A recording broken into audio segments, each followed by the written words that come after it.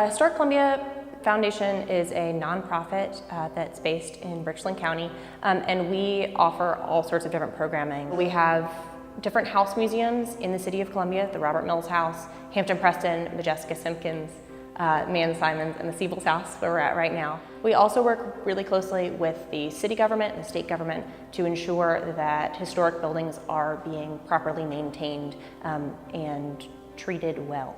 When I was at USC, I double majored in art history and history with a focus in architectural history. So when I started at Carolina, I knew that I wanted to do art history. I didn't necessarily know what that meant, but I knew that I wanted to look at old stuff, wanted to look at paintings.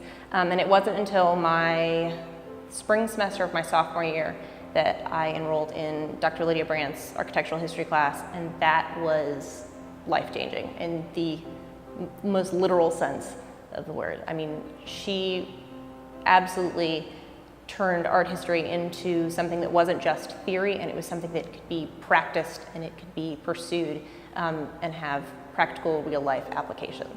SFAD taught me that it was possible to do art historical research, to do research in the arts and humanities that wasn't biological. I wasn't in a lab. I was out in the world with a tape measure, looking at buildings and making a difference. And that is something that is absolutely invaluable. I studied abroad my junior year, so I was gone. I was out of SFAD for a year. And when I came back, the first thing I did was I went to a design lecture.